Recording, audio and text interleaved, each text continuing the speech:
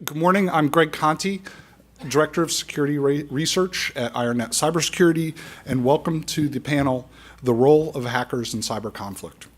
I'm joined by four distinguished panelists: Tom Cross, CTO of Opaque Networks and a veteran hacker and security researcher; Bryson Bort, founder and CEO of Scythe and chairman of GRIM, both forward-leaning and innovative cybersecurity companies; Michael Van Putty, chief scientist of Provitech and author of Walking Wounded Inside the U.S. Cyber War Machine; and Mara Tam, senior fellow at the Center for Advanced Studies on Terrorism, an expert on ICT security. And she also possesses a unnatural expertise in export controls. So she's an expert in that area as well. So these are some of the world's best minds on the subject that we're going to be addressing today. And I think they disagree on many things, so I think it'll make for a very interesting panel. That's where good panels come from, is when people are up there choking each other, at least figuratively, not literally. But before we get started, I want to frame the discussion a bit. And for those of you that have been doing cybersecurity, information security, or hacking for a long time, you realize that hacking, the definition of hacker is this infinite depth rabbit hole that people, that I don't want to drag the panel. We could have an hour and 15-minute debate just on the definition of hacker. But to kind of frame the discussion, if we're having a panel on the role of hackers in cyber conflict, we have to have at least a working definition, which the panelists will be free to disagree with or nuance as they see fit. So I offer up, hackers are people who creatively solve problems, often by pushing technology in ways the designers did not intend. And in the context of cyber operations, the hackers find and exploit vulnerabilities in systems. Hackers aren't new. If you think back to MIT Model Railroad Club as one of kind of the modern history, the birth of the modern history of hacking, and the amazing technology, from like the 50s that they embedded in the railroad. It was game-changing. Hackers built the internet. Hackers built the tech titans today that are taking over really everything. They come from all ethical stripes: good, bad, and everything in between, where good and bad are often very relative to your perspective and your national standing. So when something could see as a good action by one, and that same action be seen as very evil by another. They protect companies. They also help keep companies honest by performing security evaluations of technologies and responsibly or irresponsibly disclosing it. Some hackers are being weaponized. Nation states are literally forming armies of hackers. So we are seeing hackers now, the ability to grow hackers, the ability to retain hackers in an army, to organize them, to integrate them with kinetic operations. It's a lever of power. The power of a nation is in its hackers in cyber operations. How many do they have? How fast can they grow them? So I think that's just my foundation to begin the discussion. And what I'd like to do is ask each panelist to make a short opening statement, and then we'll get to some questions, and then I'll have some questions up here that I'll start off, and then at a certain point I'll turn it around. We'll have someone with a microphone that can take your questions for these panelists. So with that, I'll ask Tom, can you provide an opening statement? Sure, thanks, Greg. So it's great to be here, and thanks everyone for attending.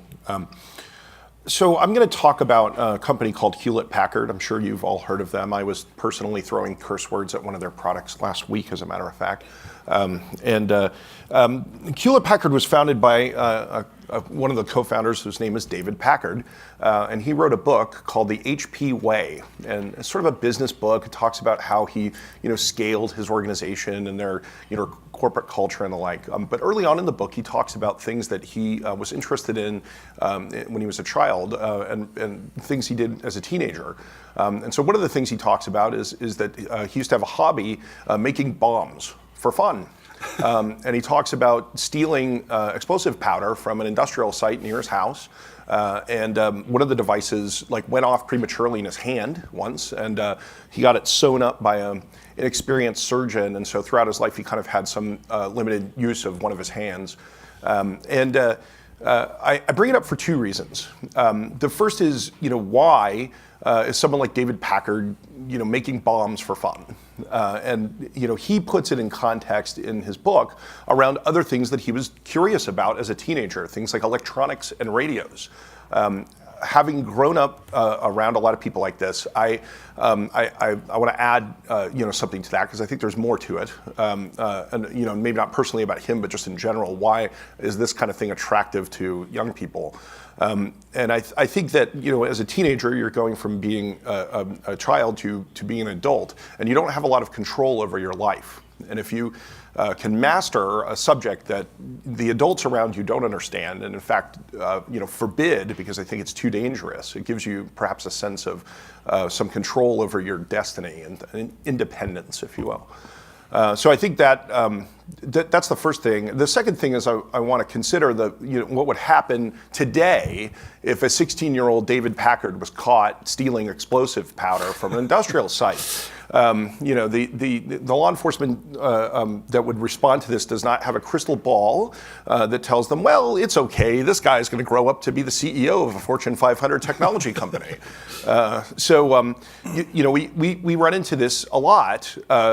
We have these folks in our community who are, they're really smart, maybe a little weird, probably doing something that they probably shouldn't do, but they take a misstep and they end up facing the full brunt of the risk management apparatus of the state. And we, hopefully, and we'll get into this over time, I think we've made a lot of progress in this regard. Just try to have a conversation where we say, let's slow down and try to understand each other better, because there are ways that we can mutually benefit from taking a more nuanced approach to thinking about these things. So that's my opening remark. Okay, good. Brayson? The definition of hacker has been co-opted in popular culture. I mean, Greg talked through the manifold definitions of what a hacker is. And I remember 10 years ago when that was not a word that would be publicly stated to an audience like this. We didn't do hacking. There were no hackers. The US government didn't do that. And now you can say it freely, because I could just as easily be the equivalent of what David Brumley was talking about yesterday with a Uber web app hacker, all the way to, I'm out in Silicon Valley and I just built a new pair of shoes and I did an all-weekend hackathon to do it. But for the purpose of this conference, since we're talking about conflict and effect and we're talking about military operations, I think it's important to understand that there are, in fact, different disciplines under that umbrella of what a hacker is. And if you look at the supply chain of capabilities, it starts with security research. And a security researcher is a particular culture, it's a particular discipline, and it's that mix of art and science. I often think that is when we have the Hollywood version of somebody in our head wearing all black, drinking Mountain Dew with little splashes of green. That's, I think, the example you see in your head. That's a particular skill set. From there, there's a different skill set. And part of this is, again, technical and cultural, where you have folks that take those known vulnerabilities or bugs and then convert them into weaponizable exploits. That's a different skill set where I now have to not only just know where something is, but now I have to make it reliably land each time. And then furthermore, that's not something that's just thrown on its own. I now need a framework or a platform, a capability that's going to be employing all of those different kinds of exploits. That's software development. That's a completely different skill set. And then finally, on the back end, we've changed it now where we have what are called operators. Operators are folks who use this like an application. They have a particular skill set as well. Those are all individual folks with individual skill sets. And so when we're looking at this challenge, I think we need to start by going, what is the effect we are trying to employ? And this is a national level of understanding of what is that effect. And then walking that back to really asking ourselves the hard questions of who do we need to employ that effect? What kinds of skill sets? Should they be military? Should they be government civilian? Should they be private industry? Should they be something else that we don't even think of right now? And looking at that melange against that motley assortment of different disciplines, I think is the real critical question when we're looking at the future of organizationally, how do we execute cyber conflict? Okay, I just want to one addition. You mentioned the hacker in the black hoodie stereotype. Bouncing around on social media was an observation that in the government, the military hackers don't wear black hoodies, but they all work in their camouflage uniforms and only in the dark, only lit by the screens of their monitors. So, okay. Well, in the future, perhaps there'll be a camouflage hoodie. Good. That should be Michael. psychology. So, with my experience with the military, 24 years in the military, and playing with the hacking community, and I'm using I'm breaking all the rules now, but the non-traditional security community out there. What I realized is you go to the conferences, especially military conferences, and you hear we're going to maneuver in cyberspace, and we're going to do the asymmetrical threat, and we're going to get cyber dominance. And what you realize is the vast majority of what you hear is myth, metaphor, and wishful thinking. And it wasn't until my eyes were opened by this hacking community. I invited a guy in to come teach at the Army War College. And the guy comes in with long hair down to his waist, and I give this big talk about cyber and everything, and he stands up, and he's supposed to talk for 20 minutes. He pulls his hair out, he puts a big ponytail, and he throws it back. Now, this is the smartest guy I've ever met.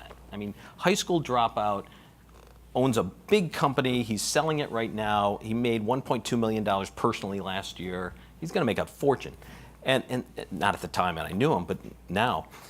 And he says, everything Mike said is true and none of it matters. And he wasn't insulting me. I was like, I'm going to go rip his hair out. And it was because I was brainwashed by Clausewitzian thinking and principles of war, and all of that military U.S.-centric thinking constrained your thoughts. So when I wrote Walking Wounded, I deliberately used the word hacker to mean both offensive and defensive, and to mean everybody. So there is absolutely no difference between an Army offensive cyber guy, an NSA guy doing SIGINT, and a transnational criminal who's stealing your personal information to make money. It's the same tactics, techniques, and procedures. And we have to think that way and stop with the constrained thinking and really get in people's heads. It's not about education and training entirely. You know, if you're a CS guy, you better be reading Russian deception operations, psychology, sociology. You got to do all that soft science stuff and understand that as much as the technology. So I would add to that, having lived it, that the Army, the military runs by doctrine. Yes. Right? And to come from cyber operations, to speak to expert level general officers who only think in doctrinal terms, many of them. They repeat the metaphors, yes. And if you do not speak that same language, you're marginalized, or they shoot at your feet Absolutely. to make you dance or whatever. Right. But that'd be an interesting discussion to go down later in the talk. Mara. So translation is one of my primary occupations, often between sort of the doctrinal space and the technical space, or the policy space and the technical space. But I think to what Michael was saying, there are two ways of generally looking at a technical universe. You can look at a thing and say, what does it do? But then you can look at the superset of capabilities that enable it to do that one specific thing. So in general purpose computing, generally what we have is a vast universe of functionality out of which we intend certain functions.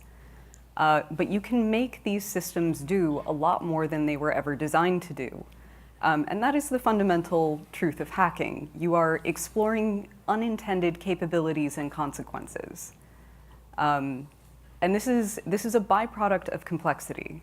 It is a byproduct of the technological age that we live in, And it requires a radical shift in thinking. And I hear all the time, but the technology moves so fast, how can we ever keep up? But really, does it? The rate of change is sometimes deceptive. For example, the kernel of the Windows operating system contains lines of code that were committed in the late 80s. The fundamentals of this are pretty stable. And it does come down to that hacker mentality of approaching a system not by looking at what it was intended to do, but what it can be made to do that was unintended. And this is a very, very new way of thinking for military-type organizations or for any large bureaucratic organizations. And so trying to socialize practitioners to doctrinal thinking, trying to socialize doctrinal thinkers to the realities of the technology, that is a really, really difficult struggle. So that's a huge point, because we have these super complex systems that are beyond the human comprehension, effectively. And for those of you interested in what Mara just referenced, there's the idea of weird machines. That within each piece of software or each system, there's often the ability to push it in directions and issue it commands in a way that's totally out of its design. And Sergey Bratis out of Dartmouth, Len Sassman, Meredith Patterson. So if it's very intriguing. They found basically you can have Turing complete machines inside of other machines. And it's really an intriguing area of work. Okay, so I will go ahead and ask the first question, and I'll ask it of Bryson. Okay, so you run a cybersecurity company. Would you say that you have hackers that in your employ? Is that a fair statement, or do you say no? I do not have hackers. And I'll lead in from there, depending on if it's a yes or a no. Yes, we have hackers. Okay. So, would you say how do you use them? Can you find enough of them?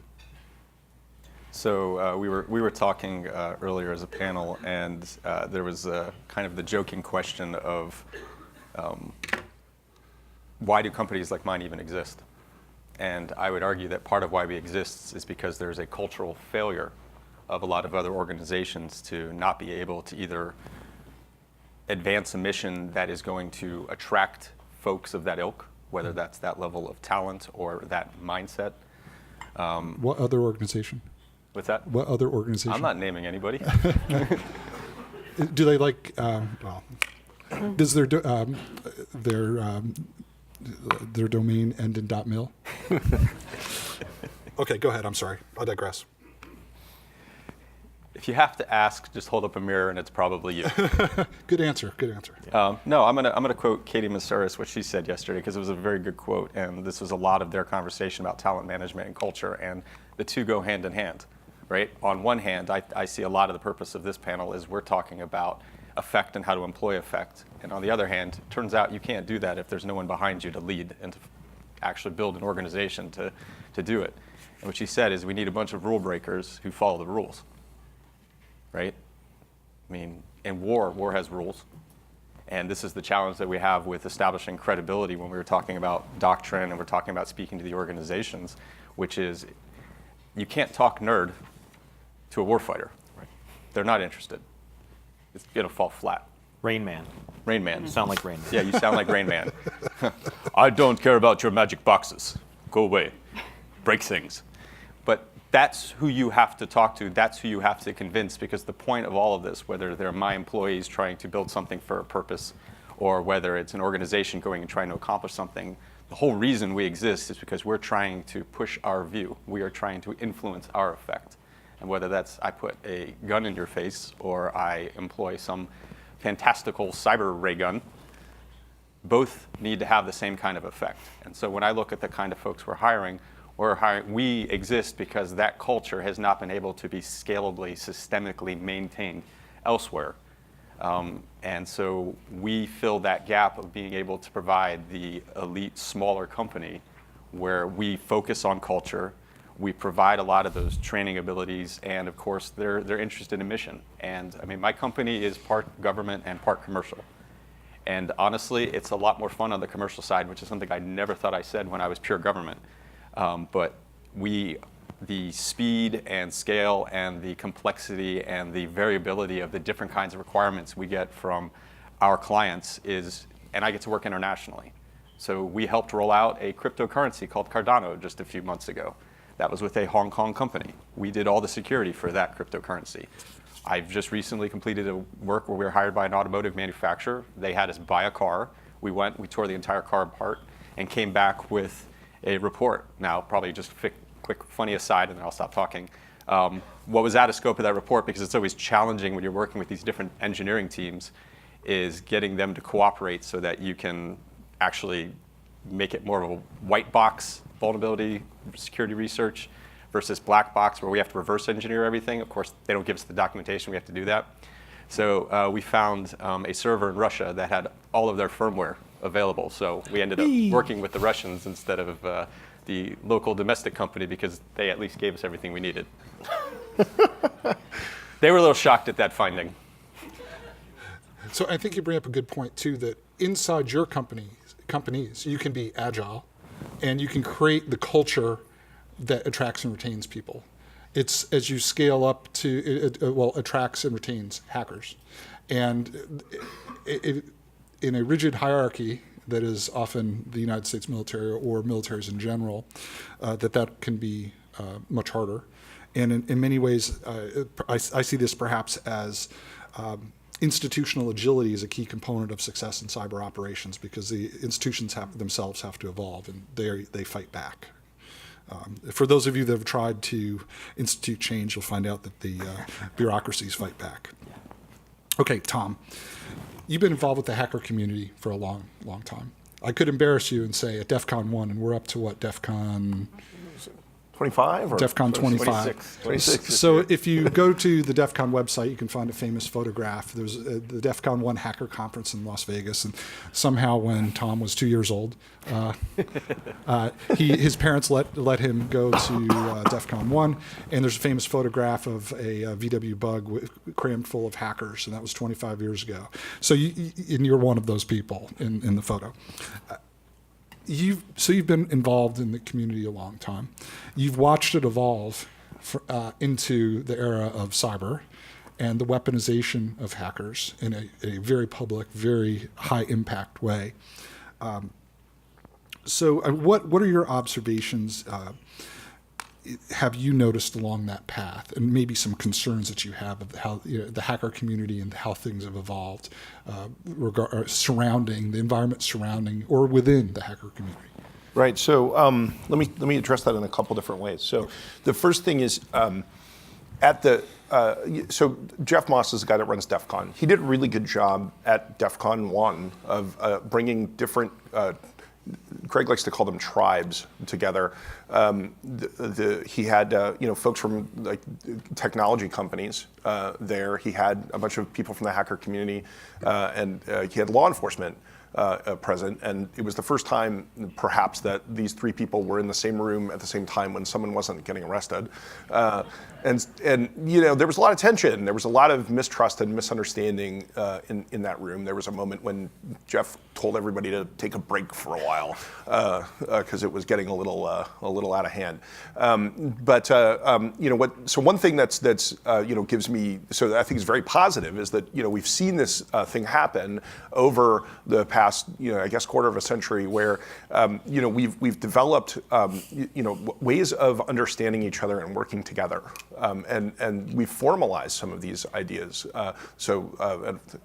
Katie Mersaris is sitting right there. She was involved in a lot of this formalization. So the idea of coordinated vulnerability disclosure, the practices that we back in the 90s, very few companies, or almost none, had a place to contact them about a security vulnerability, and vulnerability management and handling by companies was very poor. They were afraid to to talk about them. They worried that it hurt their reputation to admit that a vulnerability existed. And so, people started publicly disclosing vulnerabilities in order to shame companies into, doing something about them. And, over time, we've sort of figured out how to work together in a way that's constructive. The companies have responsibility to address vulnerabilities in a timely manner.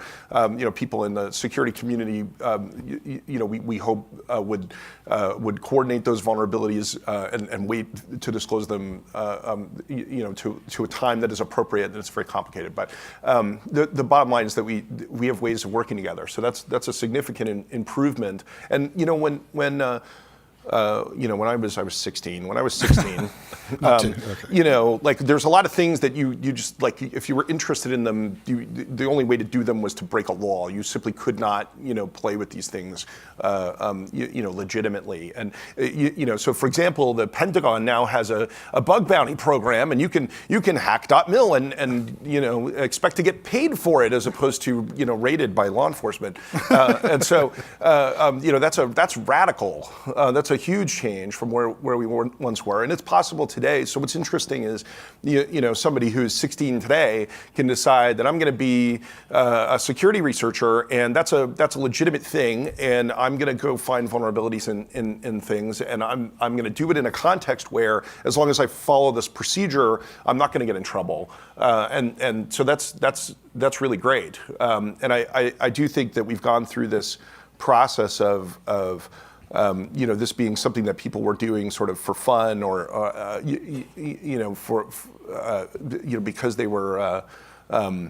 It's a complicated thing to explain. They're out of a sense of nihilistic sort of frustration with the system, right? Into this, hey, this can be my profession. I'm not a hacker. I'm a security researcher, and I have a job. People pay money for that, right? Yeah. And so So I don't know. Hopefully that addresses what you were getting at. Good. Yeah, and I would ask. It's been a while, but when the bug bounty program for the military, does that are people in uniform allowed to participate in that? I had heard no. They are now. They've expanded the scope, and when the bug bounties are running, yes, they can. Okay, good. Because initially I think it was off limits of military people, and there was a hue and cry from the hacker or the hacker-minded people. Participation and getting paid are different things. You can work for free. Okay, and what Katie was saying is you can participate but not get paid. Maybe they can get a free T-shirt or something. No, you get a coin. A coin. Okay, yeah, good. Okay, That's a big deal. Yeah, it's a big deal. Coins are all right. Thank you. Coins are important in the military. All right. So I'm going to ask Mara a question. You were very engaged with Wassenaar, and you did a lot of work around that, trying to help policymakers better understand the implications of that. Would you briefly describe Wassenaar? And I know it's kind of something that's been well studied, but I think just kind of set the foundation. And tell us more, your thinking on what frameworks like Wassenaar pretend for hackers. Sure. Just a quick show of hands. How many people in the room, aside from Katie, have heard of the Wassenaar Arrangement? Okay, not that many. Okay, the Wassenaar Arrangement is part of a constellation of non-binding understandings among states to control dual-use technologies. So it's the Wassenaar Arrangement for controlling transfer of dual-use goods technologies and conventional weapons. This category of arrangement also includes the Missile Technology Control Regime, the Australia Group, which does biological and chemical stuff. But this is all sort of a holdover from Cold War style technology development. We used to pour tons of money into proprietary technologies, and we'd buy ourselves 20 to 30 years of overmatch, and it was hideously expensive, but it worked. And we had supply-side solutions to the proliferation problem. So Wassenaar is a piece of that constellation. Now, in the information security community, Wassenaar is much loathed due to the introduction of several entries that attempted to control equipment, technology, and software related to intrusion software, as well as some Category 5 entries in telecommunications that had to do with internet surveillance and monitoring, basically deep packet inspection. So Wassenaar is a curious beast, and dual use export control is kind of like international law. There's like maybe 100 people in the world that are super passionate about it, and we actually understand what we're talking about. And to everybody else, you know, the world just goes gray, and you hear white noise, and it's horrible. But for Wassenaar, Wassenaar and these related regimes actually work fairly well for other highly specialized technologies. So when you're talking biochemical, there's a lot of avionics. This is where you would control things like focal plane arrays. So for other specific and highly specialized technology groups, this mode of control works quite well. All of that breaks on general purpose computing very, very badly. So in Wassenaar, you craft controls out of a combination of three things: performance levels, characteristics, and functions. And you need 2 out of the 3 to get a pretty good control, because the idea is that even if you've never seen the thing before, even if you have a mystery thing, you should be able to determine whether or not it qualifies as an item and is subject to control. So this is just how export control works. However, in the case of the intrusion software controls and other things related to information security, what we've seen is an attempt to glom together functions, and only functions, in order to control general purpose technologies that are differentiated solely on the basis of intent and application. So this is the difficult universe that we're dealing with, is that in order to control some of the tools of the trade, the sort of the mechanisms by which we implement and exert force, they are not working with existing regulatory structure.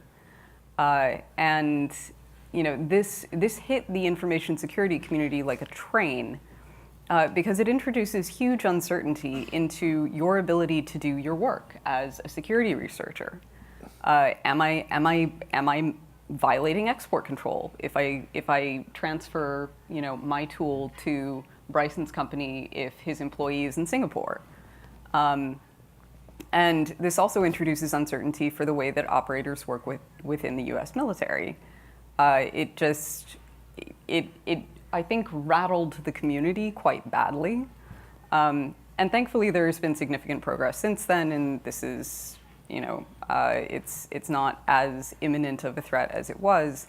But it was a very instructive experience for, I think, a lot of the U.S. interagency in coming to grips with, you know, we have this new category of technology product that is incompatible with the way that we've done technology and technology control and non-proliferation for the last 30 to 40 years. Is it fair to say that policymakers have superpowers, and really with the stroke of a pen, they could make much of independent security research illegal? Yes, and in fact, we have examples of this. Germany has at times been somewhat overzealous in its domestic regulation of, say, reverse engineering tools or you know, cryptographic research. And as a consequence, Germany has a really healthy diaspora of highly talented hackers that no longer live in Germany. And what we've seen over and over again in countries that have gone down this road is that it is an own goal every time. If you limit the tools, if you limit the ability of experts to work, they will simply move, and you will not have them anymore. Yeah, I mean, and there's a whole number of people that won't come to the United States anymore to visit either. Like to attend security conferences for a similar reason. Tom, you had a point? I just want to, let me jump in on a little bit on this. So, like, as a community, of the security community, we tend to be very defensive in our thinking about policy. And part of it is the David Packard phenomenon that I talked about in the beginning. We've seen people get in trouble. And so that's the way that we end up having a conversation about what policies are. Is somebody in our community, butts up against something, and it seems to be disproportionate to the circumstances. We also see these pieces of legislation or international arrangements that have significant impact on what we're doing. They're being crafted by people who don't understand our community. The other overarching thing, so I talked about the progress that's been made getting, within our little community with regard to the way that technology companies and computer security researchers work together. Technology companies are awfully close to us in the universe of things. But we have yet to make a similar amount of progress more broadly with respect to institutions in our society. So the military being such an institution, so all these things are tied together. You were talking about the fact that the people in the upper echelon of the military think in doctrinal terms, and so they don't understand vulnerabilities and things like that because they don't. It's a different language. People who run certainly different languages for sure. Yeah. People who run large corporations operate in financial terms, and even CISOs have trouble communicating with them because we present what were our findings in terms of technical issues that we've closed out, and that's not we can't sort of directly relate this to this is your investment and this is the return, and let me break that down for you in dollars and cents, and that's the language that they speak, right? So I have no idea what language folks in the Wassenaar Arrangement speak, but it certainly isn't vulnerabilities either, right? Yeah, and this really is, Wassenaar is just another example of how, general purpose computing has this miraculous effect on the way that we have traditionally tried to manage, specialized forms of technology. And Wassenaar is not the only place that this happens. It is a place that it became very visible to the community, but it's definitely not the only example. Okay. Good. And I would point them toward the panels you've done on Wassenaar for those interested in more. You did one at DEFCON and several other places. You spoke on some. Well, you and I did one that touched on that at ShmooCon a few years ago. So there's a lot out there, and that's another thing I think the public hacker community does really well is they share information, like every talk from DEFCON back to DEFCON 1. If the media exists, it's available for free on the internet. So that's, I think, an open sharing model that could be emulated. Okay, so Michael, we haven't had a chance to get to you. So you just finished Walking Wounded, and you did a lot of research behind it. And I think in your research for the book, you kind of studied end-to-end the evolution of the cyber community in the U.S. government. What are your biggest takeaways regarding the proper role of hackers in cyber conflict? And you can nuance the definition of hackers as necessary. Okay, so my definition is it's everybody who's operating in cyber, and I know that's a very general, but it's one of the big points I want to bring out of the book was that the way we're thinking about this, we're constraining our thinking to the military mindset and the intelligence community mindset, and we need to broaden our thinking. So when I went up and I was briefing Congress, you realized they're just repeating what other people have said. And when they're asking questions and cyber deterrence, and I'm like, have you people ever read Brody? Do you understand what deterrence really means? And there is no deterrent. I mean, I have an orphanage in Sierra Leone that we work at, my wife and I, and you go in there and there's a cyber cafe. The average income is $250 a year. That'll feed a family of 4. And there's this kid in there was at an old, beat up, nasty copy of Hacking Exposed. And he was learning, and all he's got is time. And if he can get $250, he pays his family for a year. And that's when I realized all this deterrence stuff, it doesn't work. It's because there is no deterrence. There's no law enforcement there. What, are you going to send a SEAL team in to go whack a 15-year-old? It's just not going to work. So we need to broaden our thinking and maybe stop thinking about it as a military, in the military mindset. Yes, there's definitely times when you need to think of it that way, but most of the stuff you see is not warfare. We are not at cyber war with Russia. It's statecraft and it's espionage. And it's what nations do. We're not in a cyber war. Maybe it's not a military mission. I would add, would you add information operations to that, cyber-enabled information operations? I mean, espionage implies kind of quiet collection of information. I think we've seen recently a weaponization of information. Oh yeah, but it's statecraft. You're just doing it in cyberspace. Sure. It's the same thing we've been doing since the dawn of time. Yeah. You know, it's the same thing the U.S. did in Asia in the 60s and 70s, in South America in the 70s and 80s, and we're still doing against Cuba. You know, you're trying to manipulate a sovereign government. It's what we do. It's what they do. But we're putting these buzzwords on it, which is constraining our thinking. So I feel like espionage is a little different in two ways. And the first is that the number of people who are potentially targeted by it has expanded because it's less expensive than it used to be. You used to have to actually go to Germany and wear a trench coat and have a conversation with somebody in person. We made it much easier. And now you can just like log into their phone from your living room. And so as a consequence, there are places in our society that are targeted by this that were not targeted by it before, and so and it creates a significant challenge for people outside of the government to deal with that just operationally. They don't understand how to deal with that. They don't know, and they certainly don't have the kind of levers that the government has. And if you haven't read The Cuckoo's Egg, you have to read The Cuckoo's Egg. This has been going on since 1986 when KGB was doing a cyber attack against the DoD, and they owned our networks. This was modems and BBSs. The only thing is we kept it all secret, and then we made it much easier.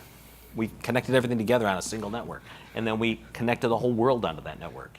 And I can just imagine the Cuckoo's Egg book, if the person had been in uniform, that would, to this day would be classified top secret. TSSCI, SAP, we can't talk about it. Cliff Stoll was out there, Yeah. Okay, awesome. Bryson. So speaking... Can I actually just... Oh, sure, please. Yeah, no, so, I mean, the way I tie what Tom and what Mike were saying is that what's changed is the economy, because economies were always in play. Economies were, I mean...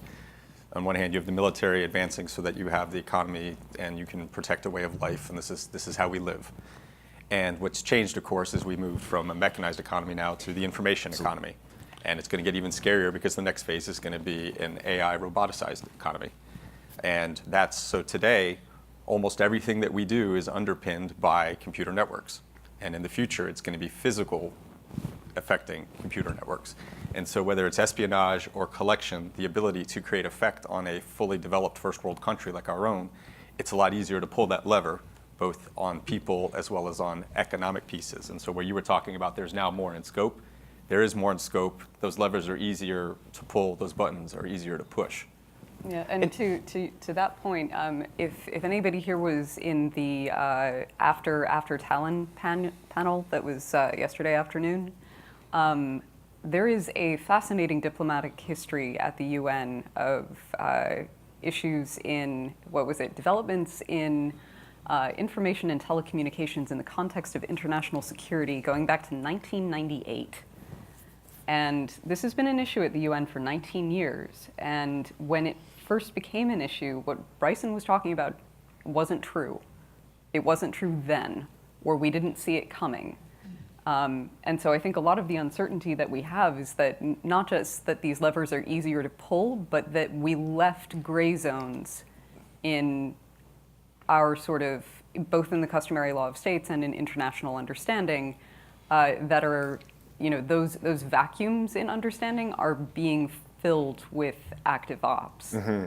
And so, go ahead. I was going to say, the aspects of military power, political, military, and economic, and as a free and open society, the government doesn't protect our economic information. Mm-hmm. Other countries don't see it that way. In China, economic information is a national security information, and they will go after it. They're not evil, they're not wrong, it's just a different culture. And you have to get your mind around that. And when you sit down and you talk to other countries, and you got to get into their perspective. You go over to the Library of Congress, you can get Chinese cyber books that have translated into English, and you read them, and you read Chinese military strategy. Not Sun Tzu, but the modern Chinese military strategy. Sun Tzu's great, but you can get your head around it, and then you can start talking about it in an informed way instead of limiting yourself to a certain way of thinking. Absolutely. I also think perhaps it can be valuable to try to help people who are adversaries understand our perspective about things. Yes. So, why do we care about privacy, right? Why is it offensive to us They don't that you are understand doing it. this, right? Yeah. Because they don't necessarily see it in the same light. So I said I was going to say two things about espionage, and I said one of them. The other one is this: there's this concept of sort of, I'm going to misstate the legal issue, but there's sort of preparation of the battlefield, and if you roll tanks into somebody else's country, they can react, and they don't have to wait for you to start shooting with them, right? So you have a legal ability to defend yourself against an incursion, which obviously is going to result in conflict, even if the conflict hasn't actually begun. Preemptive, like a. Well, it's not really preemptive because they cross your border, and I'm sorry, I'm failing to remember this precise term, but somebody in the room certainly knows what I'm talking about. But so the issue here is, so we have this sort of, at least legally speaking, this black and white concept of warfare is over here and espionage is over there. If I have malware all over your network, it's just espionage, it's fine. But there's very little difference between the thing that is, just collecting information and the thing that is deleting files. And that thing can become this thing instantly. And so you don't, whereas before those things were highly different, and you could have totally different sort of policy and doctrinal responses to them. Now there's a very thin piece of paper between them. And so it's not necessarily the case that the way of thinking about these things will work. I don't know if I entirely agree. Okay. Because for example, when it comes to espionage, the joke is that gentlemen don't read each other's mail. It's as it turns out, gentlemen do in fact read each other's mail, but gentlemen don't dump each other's mail spools on the internet. that is where you transition from espionage into information operations.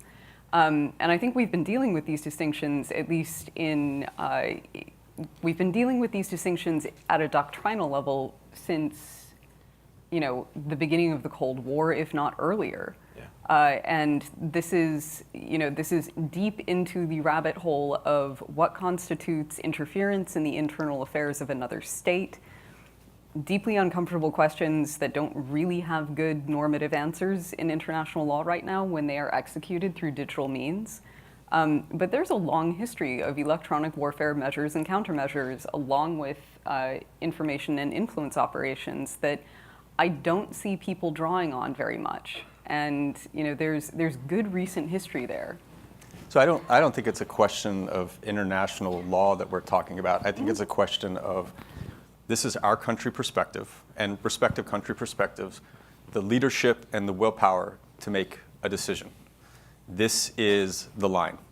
We have seen since time immemorial that intelligence and espionage and all of the cloak and dagger arts are going to be off the table, even though, as Tom was talking about, if you look at the technical pieces to do it, I mean, it's almost the same thing.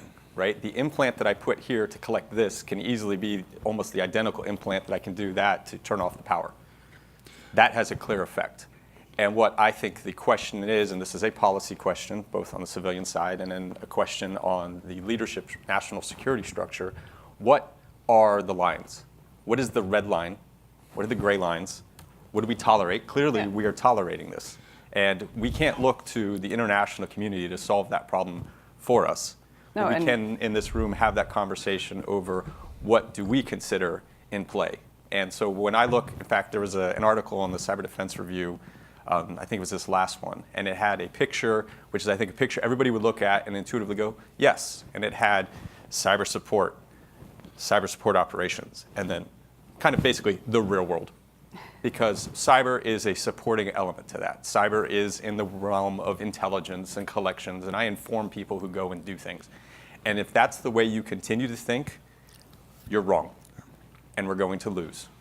Whoever can make it an equivalent domain, whoever can make it an equivalent effect, and who can ever have the willpower and the leadership to say, this is what I am going to do, these are the ways that I'm going to do it, and I structure that, and I build it into doctrine, is going to win the next fight. And to be clear, and General Milley said this yesterday, we're not at war. We do not have, China is not an enemy. We are not at war right now. We're not at war with any of these folks. Yes. Are they messing with us? Absolutely. Were they messing with us before? Yes, they were. Were we messing with them? Yes. Absolutely not. And So what are we going to do to impose our will internationally in different ways using now what are levers that exist elsewhere? Okay, I'm going to really good discussion. I want to bounce over to another question, and this is the NATO conference on cyber conflict, and this is all really good stuff. So I'll toss this back to you because Bryson brought up a good point, talking about the future of warfare and artificial intelligence. Right, it's been a theme. So hackers don't scale; they're humans. But they bring something to this fight, and we're employing them now. We're trying to grow in capacity. So I'd be interested in each of your thoughts on the interplay of this thing that is the hacker, cyber operator that we're discussing, and the rise of artificial intelligence and the weaponization of artificial intelligence. So how do you, I'd be interested in your thoughts on, as you look 10 years out, what is the role of the hacker? Are they training the AIs? Are they working in a complementary fashion? Because the AI presumably will grow in capacity where humans largely were static, right? Maybe we can double the number of people or maybe triple, or it could drop. So I'd be interested in your thoughts on the intersection of hackers and artificial intelligence as you look 10 years out, or anyone. Yeah, it's all for So him. to I'm just me, throwing it out there. I think the best example I think of when I think of artificial intelligence, and you can go out and see this on YouTube, there's an automatic soap dispenser, and you see a dark-skinned hand come underneath it and try to get soap. And then he takes a white towel and he puts it there, and then he gets soap. That to me is AI in a nutshell. The challenge is not the algorithm, the challenge is the data that trained it. So if you do not have the correct big data set, if you do not have the feedback loop to be able to correctly identify when something is out of operation or to set it properly, that's going to be the failure of AI. The other thing I think it's interesting about artificial intelligence is we have spent how many years and decades all waiting for the advent of artificial intelligence with bated breath. I think everybody in this room has fundamentally given up that it's not happening tomorrow. But here's the interesting thing about artificial intelligence, is that it's getting there on this exponential scale. And right now it's a millionth to a billionth or some very infinitesimal fraction of a human being. And then it's going to be a slight bit more and a slight bit more. And then when you suddenly know the difference, it'll be within a year that it goes from being this fraction to the equivalent. And it's going to just catch you by surprise. And that is going to happen in our lifetimes. And that is a whole new world where everything is going to be changed. Culturally. Singularity, right? I mean, Yeah, the AI singularity. But what I don't think is going to happen is I don't think we're going to have the lawnmower man. I don't think artificial intelligence is going to all of a sudden, whoever gets, I mean, I know Putin was quoted saying this yesterday, where he said the first person to get AI, the first country to get it is going to win. It's not going to be instantaneously omnipresent, omniscient, all-powerful. It is going to revolutionize and unlock a completely different viewpoint of science, different disciplines, technology, and again, how we see ourselves as humanity and how we employ things.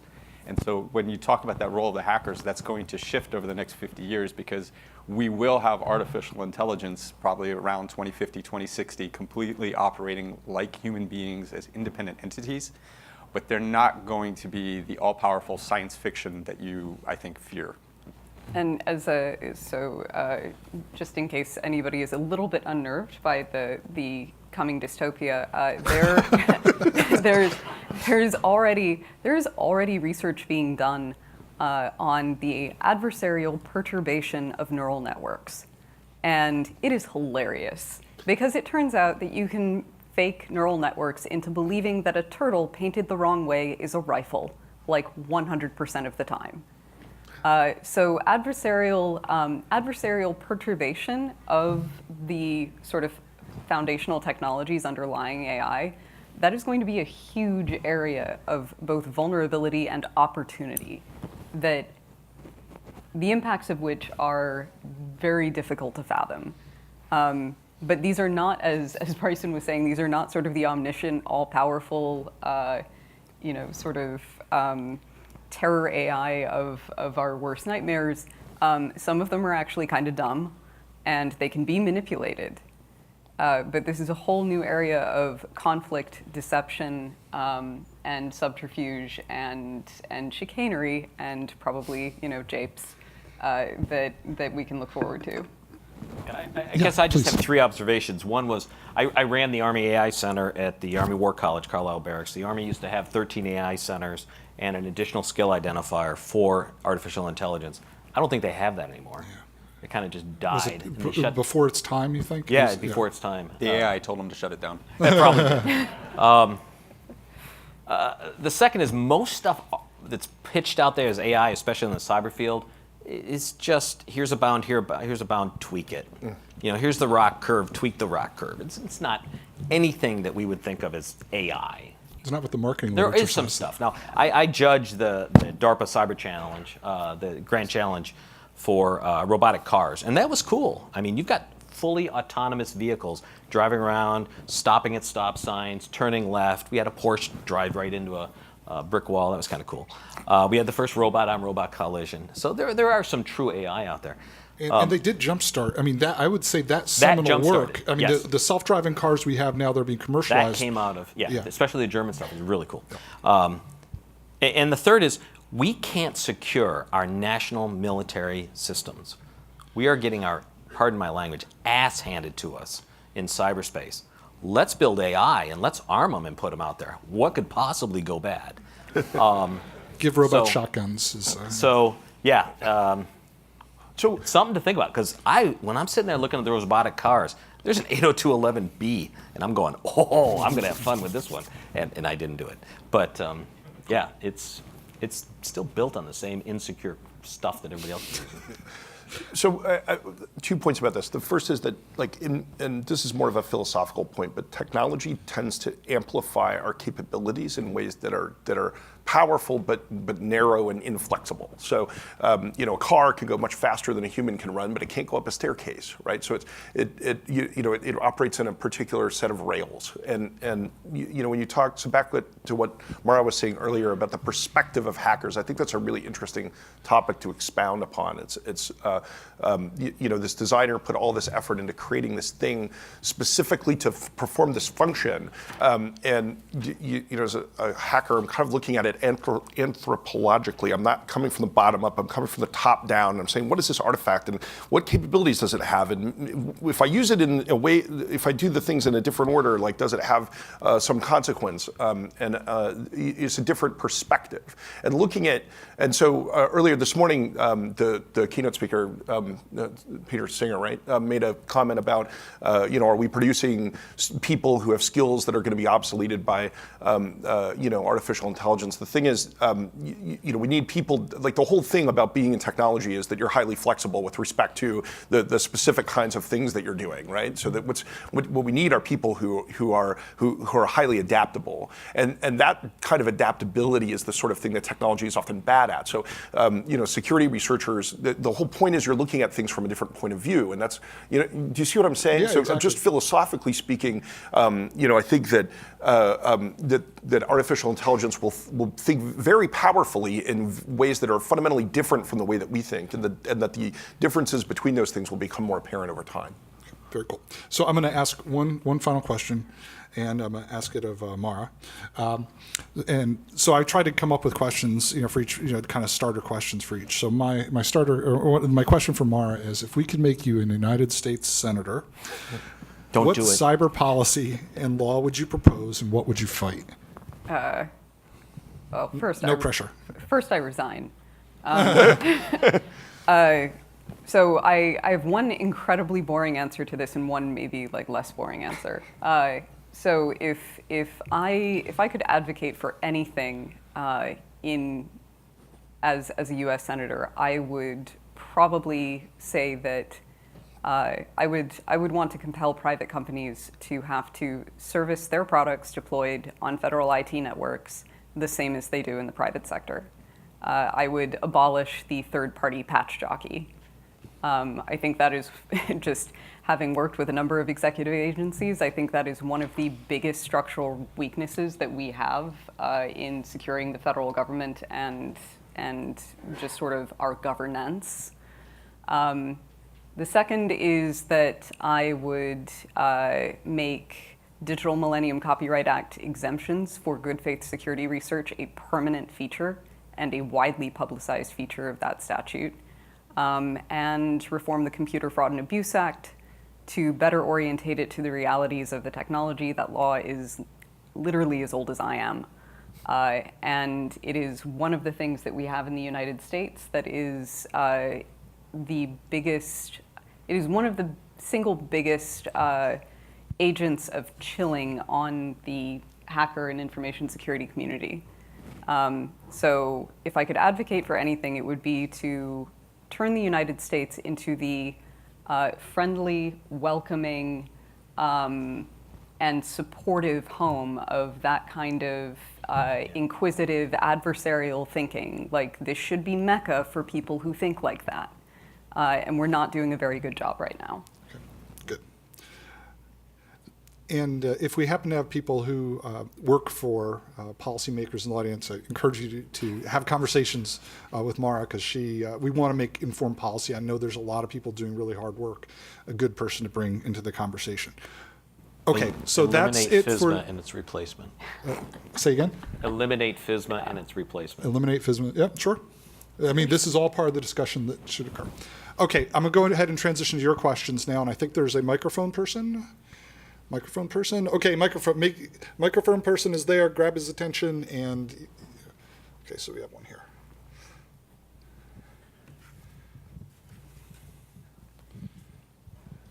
Thank you. I promised Chris I was going to be quiet during this panel. My name's Greg McPherson. Tom, you and I have met a couple of times. My oldest is DEFCON 3. So ostensibly this panel is to discuss, do hackers have a place in cyber conflict? I think we have a resounding yes from the 4 people on the panel. And, pretty much the next question is, how do you do that? So I'm going to give away one of my little secrets and then open it up, and hopefully, feel free to tear it apart. As a manager in the private sector, one of the things that I find myself doing is working with highly trained, intelligent, and curious people. And you have to establish an ROI. What are the rules of engagement? Well, okay, there's the corporate rules of engagement, but I'm talking more in terms of, how can you do your job so that you can do research and not cross some imaginary line and wind up, who said it, the full brunt of the federal government, that sort of thing. So what I do as an analogy is I try to build a corral. And I think that this is a solution that works in the private sector. It might be something that works in this fora as well. And by that, I mean I give them autonomy within the boundaries of that corral. And I do it for a different reason. The reason I do it is because I don't want them to jump the fence. Because talent will jump the fence. If they feel that they're being too restricted, that their curiosity, that their innovation is being too restricted, they're going to say, I'm not going to stay here anymore. They jump the fence, they go to another company. Price gets them, I lose them, whatever. Okay? Within a structure of the U.S. military, I don't know if you necessarily can do that. So it may be that the corral needs to be built outside of the structured framework. So outside of private industry, outside of the public sector, there may need to be a Casablanca or something along those lines, where the talent and the people who need to utilize the talent can go like the Nazis and, and Casablanca. If you've watched, I hope everybody's watched Casablanca. That's my thinking on one possible solution. Could you explain the analogy of Casablanca, though? Yeah, in the sense that it's a neutral ground where participants, I think Tom addressed it at one point when he was talking about, the first DEFCON, where you had the LEA and the TLA and the hackers and the lawyers and all the different tribes coming together with the tacit understanding that we are not necessarily all on the same side of this mythical Chinese wall, but we agree that we will share information freely and then walk away to our respective tribes and take that back with us and try to do constructive things with it. Because, ultimately there's that meta class that we all have, we are all Americans, we all are working on the same side, we just have different positions in that tribe, different tribes, as you put it. So that's how I'm seeing this. Again, this is kind of we've got a yes, we're talking about how. So to all of you, please feel free, rip that to shreds or propose your own. Yeah, go ahead. Yeah, so I recently had a customer who said, we've got the satellite and it's secure, and he's talking all about it, and I'm throwing some things at him. He's getting really nervous and squirming, and he's like, well, could you do like a red team, just kind of penetrate this thing? So I made a call out to a bunch of hackers. I mean, there's one Navy guy, me, I guess, is Army, and the rest of them were never served in the military, don't have security clearances, but they think outside the box. I mean, they're truly outside the box. I mean, when you're driving down the road and you see 2 yellow lines, it's just paint. get over it. And that's how they think. And so we brought him in, and we told him, it's pre-publication review. That's not to constrain you. That's so you don't write something and do something and get yourself in trouble. So the report is going to have to be reviewed. And we had the government come in, and here's how this thing works. And by the end of it, they were really upset because we had, in a very professional way, just ripped this thing apart. And we're root on a geosynchronous satellite. And What was that? We didn't really do it. Hypothetically. We said, hypothetically, this is how it could be done.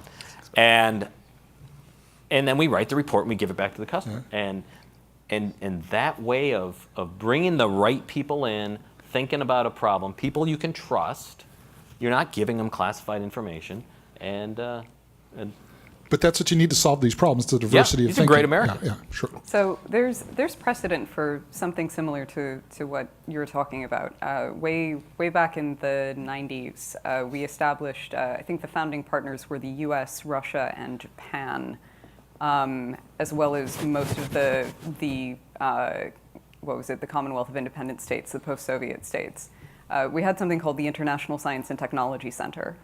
It was first in, I think it was first in Moscow and since relocated to Astana after Russia pulled out. But that was largely private sector coming together to do scientific redirection away from WMD, but on commercial products. Everybody got to keep their IP. People made money off of this. It was actually pretty great, and I'm kind of sad that it's gone. But there is precedent for that kind of structure where you can cross those lines and bring those people together and still collectively benefit. And the other thing I would say is that I think was it Mike Hayden that coined the phrase "play to the edge" or "playing to the edge." I think that was misconstrued by a lot of people in the information security community as we will do anything and everything we possibly can, whereas the actual sense of it was give me some rules so I can play right to the inside of them. And I think that mentality is particularly fruitful when dealing with creative classes of individual, especially if they are well-reasoned edges, like edges that keep you from being raided by the FBI. So I don't want to detract from what you're saying, but I want to provide some personal experience trying to do the opposite of that, which is to function within the bureaucracy. So so I managed a vulnerability research organization within IBM, and so IBM is another big bureaucracy, and that had a particular view of things. And where I've seen relationships between vulnerability researchers and the bureaucracy they work in break down is when there isn't somebody who is actively working on both sides of the relationship to, first of all, work with the researcher to help them understand the framework and why the framework is there and what the meaning of it is, and make sure that they're to a certain extent bought in, but then also working on the people who are responsible for enforcing that framework to make sure that they understand what the vulnerability researchers are doing. And if you don't have somebody trying to do those things, it will go sideways, and you see a lot of people who let's not tell anyone about what we're doing. And eventually that turns into a disaster.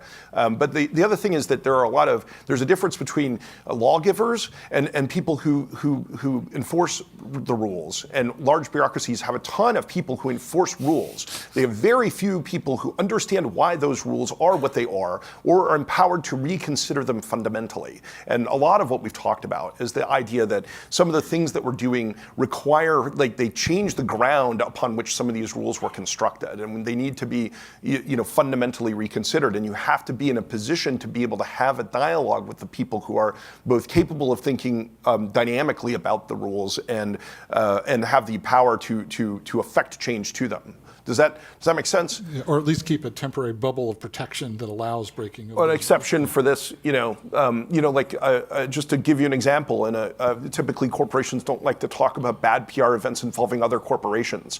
That can get you in trouble. But every single security vulnerability is a bad PR event for somebody. And so if you're going to talk about security vulnerabilities, you're inherently, the product that is vulnerable is someone else's brand name that's trademarked, right? So you end up with this interference between what you're doing in like the sort of typical way that companies just kind of manage risk in this space. And you have to be able to talk to somebody who understands why those rules exist and understands how to create maybe a new framework that manages the risk differently in this context. Rules are just pieces of paper. Rules are meant to be changed.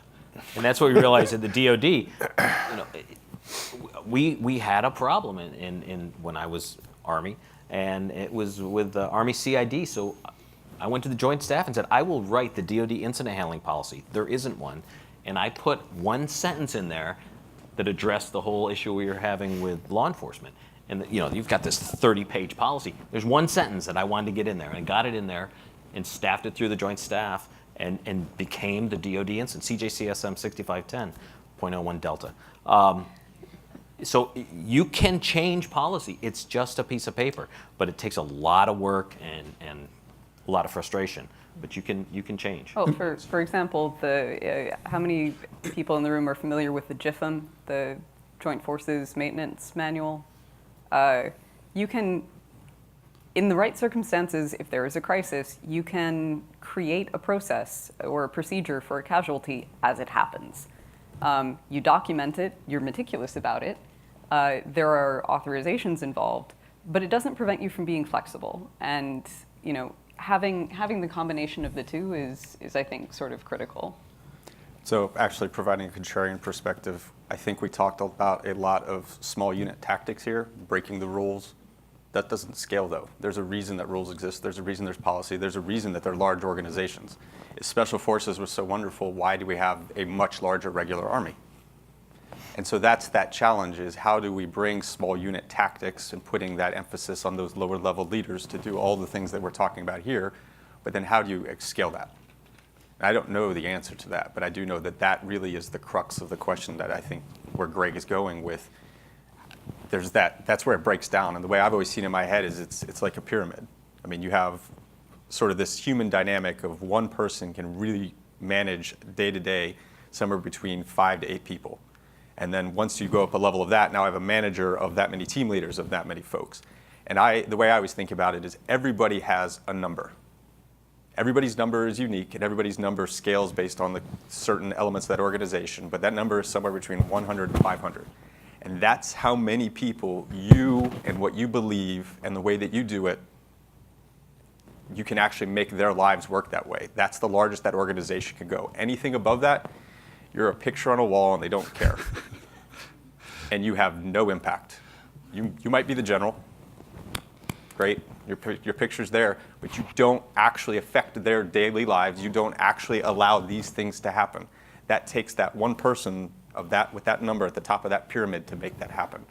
And it's, again, each person has that number. Some people, that number might be really, really small. It might be an army of one, but everybody has that number.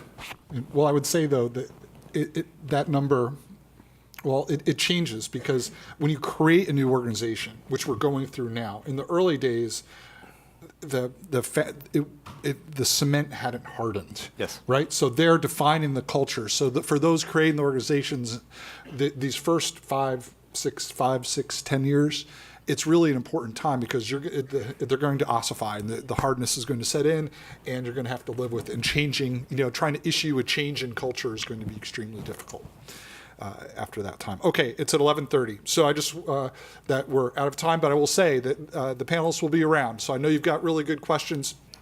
Trying to keep on track here. So we'll be here around the event, and happy to talk and field your questions. But first, I have to give each panelist a glass spike that could be a nuclear-powered surveillance device. They're going to let me on an airplane with that? Yeah, so, okay. So TSA arrests us. Here you go. Okay, yeah, thank you very much. I'll just hand these out, and maybe a round of applause for our awesome speakers.